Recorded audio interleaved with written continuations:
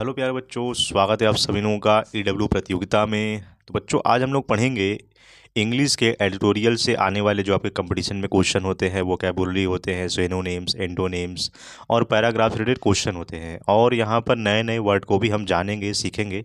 और ये बहुत ज़रूरी होता है एग्ज़ाम के लिए, क्योंकि इंग्लिश का भी आपका पेपर होता है। एसएससी का कोई भी एग्ज़ाम दे दो या कोई भी अदर आप कंपटीशन एग्ज़ाम देते हो, बैंकिंग का देते हो, है ना, तो ये आपका पूछता है। और आपका जो आने वाले और भी जितने आपके एग्ज़ाम हैं उसमें भी इंग्लिश का बहुत बड़ा आपका रोल होने वाला है। तो चलिए शुरू करते हैं।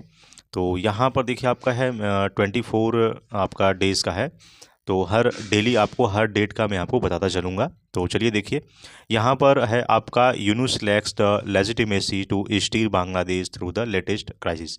तो अभी आप बच्चों आप जान रहे होंगे कि यहाँ पर बांग्लादेश में कैसे क्या हालात हैं वहाँ पर। तो बहुत ज़्यादा वहाँ पर हिंसा हिंदुओं के खिलाफ़ बढ़ गई है। तो उसी से रिलेटेड यहाँ पर यह लेख लिखा हुआ है। तो उसमें कुछ जो आप हाईलाइटेड वर्ड आप देख रहे हो यहाँ पर, है ना, जो ये अनरेस्ट है, वायलेंट है, एडवोकेट है, डिसीसिव है। तो यहाँ पर ये कुछ नए नए वर्ड हमें देखने को मिलेंगे जो कि इसको हमें याद कर लेना है एग्ज़ाम पर्सपेक्टिव से, क्योंकि ये पूछा जाता है। एडिटोरियल से सवाल जरूर आते हैं। जो बच्चे यूपीएससी की तैयारी करते हैं, पीसी से तैयारी करते हैं, या कोई भी आप कंपटीशन तैयारी कर रहे हो, तो हमेशा नए नए वर्ड आते हैं एग्ज़ाम में। ठीक है, तो चलिए देखिए इसका मीनिंग क्या है। पहले हम लोग मीनिंग देख लेंगे, फिर उसका पूरा हम लोग पैराग्राफ का हिंदी मीनिंग और इंग्लिश मीनिंग पूरा समझते हुए आगे बढ़ेंगे।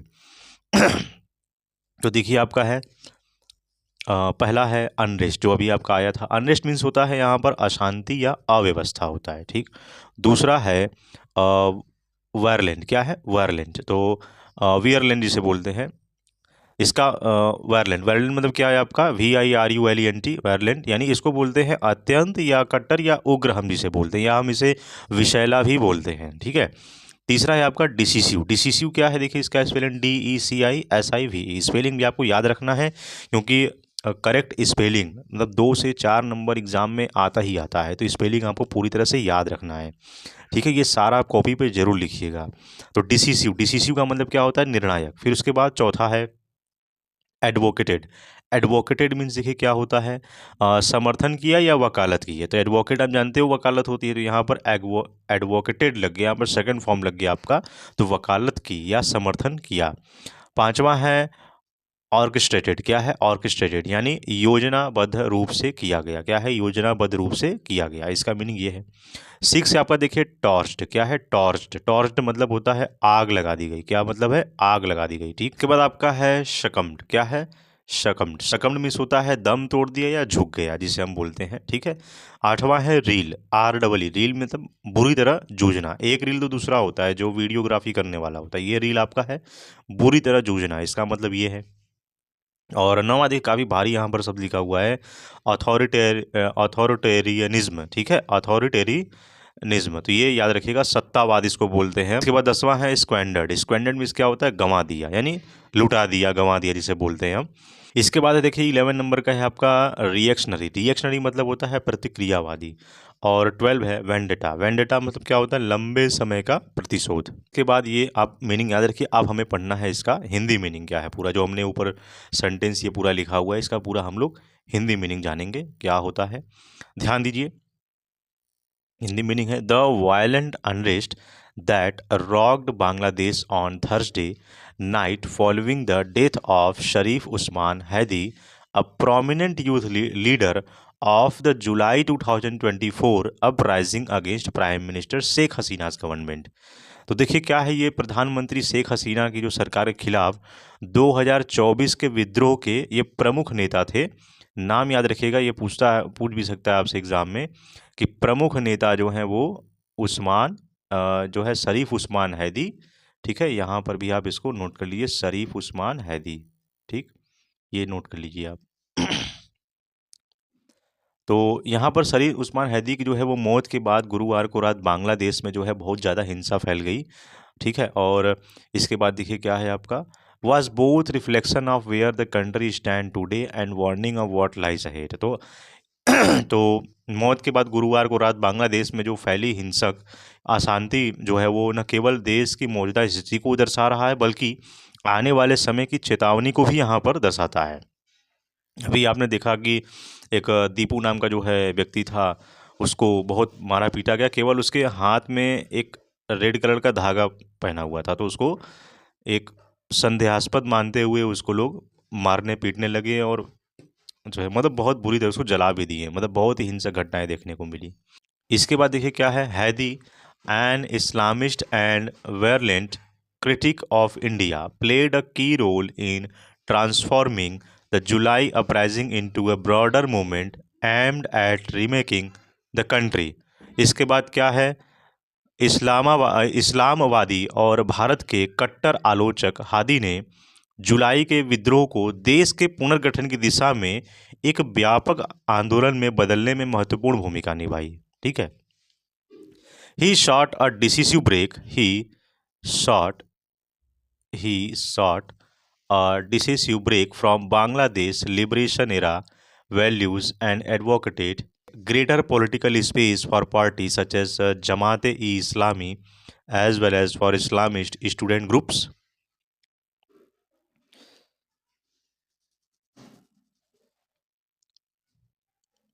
तो वह बांग्लादेश के मुक्तिकालीन मूल्यों के निर्णायक रूप से अलग होने के पक्षधर थे और जमात इस्लामी जैसी पार्टियां तथा इस्लामाबादी जो है छात्र संगठनों के लिए एक अधिक राजनीतिक स्थान की वकालत करते थे।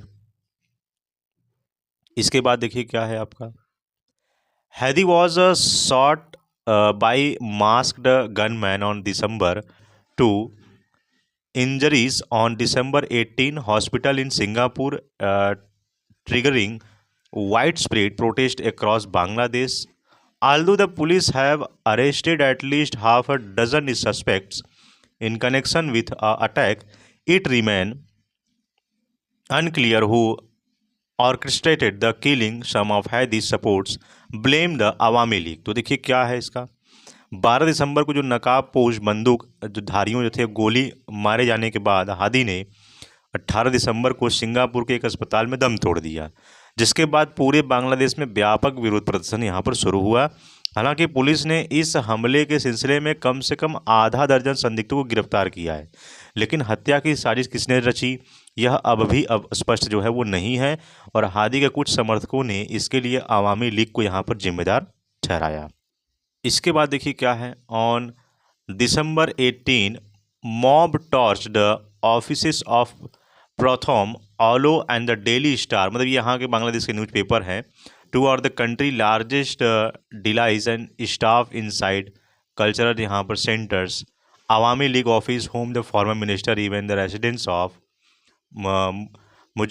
क्या है Mujibur Rahman Bangladesh liberation hero were attacked. क्या है, तो 18 दिसंबर को भीड़ ने देश के दो सबसे बड़े अखबारों प्रथम आलो और द डेली स्टार के दफ्तरों में आग लगा दी, जिससे कर्मचारी अंदर फंस गए और सांस्कृतिक केंद्रों, अवामी लीग के कार्यालयों, पूर्व मंत्रियों के घरों, यहाँ तक कि बांग्लादेश के मुक्ति नायक मुजीबुर रहमान के निवास पर भी हमले किए गए।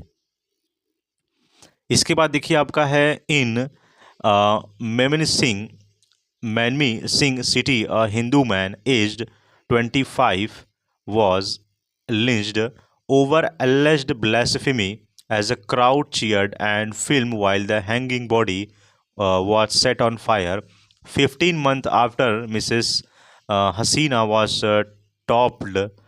Bangladesh continue to reel under mob rule. तो देखिए क्या है, यहाँ पर जो मेमन सिंह है शहर में, यहाँ पर कथित ईश निंदा के आरोप में 25 वर्षीय एक हिंदू व्यक्ति को भीड़ ने यहाँ पर पीट कर मार डाला गया, जबकि भीड़ तालियां बजाती रही और वीडियो बनाती रही। उसके लटकते शव को आग के हवाले कर दिया गया और शेख हसीना को सत्ता से हटाए जाने के 15 महीने के बाद भी बांग्लादेश भीड़ तंत्र के तहत संघर्ष कर रहा है। तो ये बहुत ही इम्पोर्टेंट बात है। फिर इसके बाद देखिए, Mrs Hasina authoritarianism undoubtedly contributed to the eruption of public anger in July 2024. Her fall offered Bangladesh a chance to begin anew, grounded in recolonization's pluralism and democracy. That opportunity had since been squandered। इसका मतलब क्या है, देखिए, शेख हसीना की सत्तावादी नीतियों ने निस्संदेह जुलाई 2024 में जनाक्रोश भड़काने में योगदान दिया और उनके पतन ने बांग्लादेश को मेल मिलाप, बहुलवाद और लोकतंत्र के आधार पर नई शुरुआत का अवसर दिया था, लेकिन वह अवसर जो है वो अब गंवा दिया गया है। तो यह बात जो है वो शेख हसीना यहाँ पर कह रही हैं। इसके बाद देखिए आपका है the period of following uprising saw wide spread violence against minorities and Awami League workers. The Awami League and student wing the Chhatra League were banned while the ban on Jamaat-e-Islami was lifted.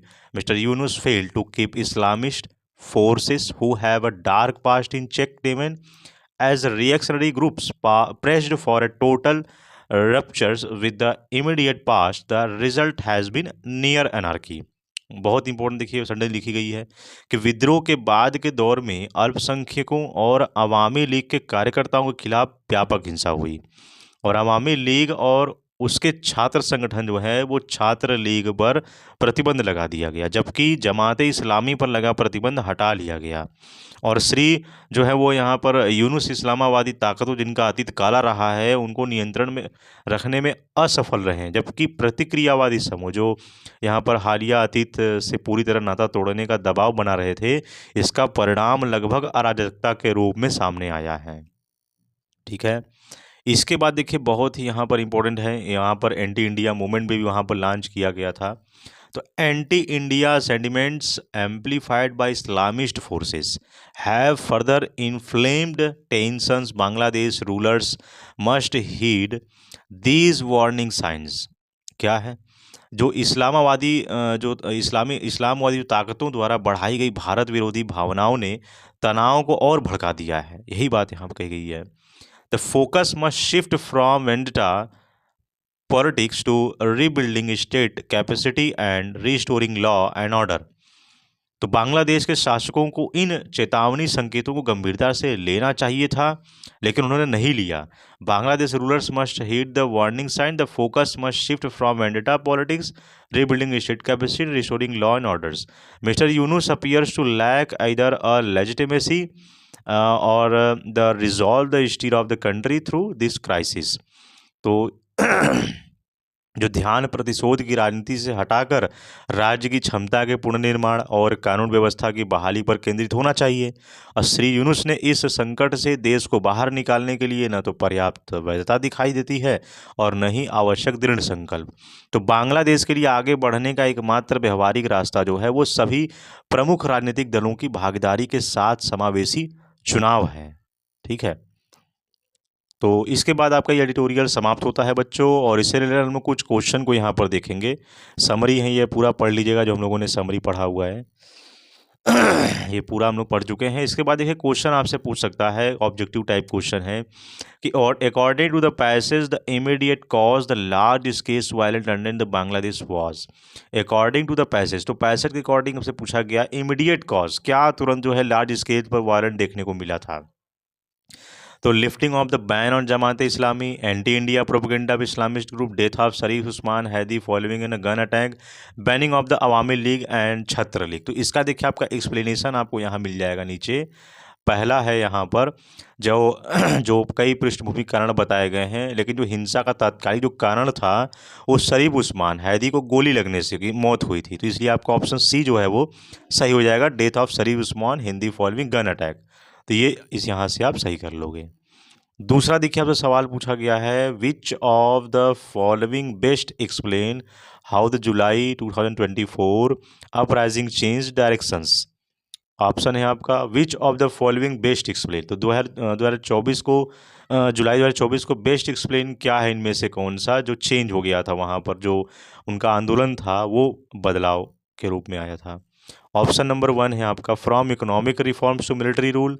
दूसरा है from democratic reforms Islamic driven ideological restructuring, from minority protections to majoritarian police, या from student protest to labour movement. तो इसका भी answer यहाँ पर आप देख सकते हो, दूसरे का भी है।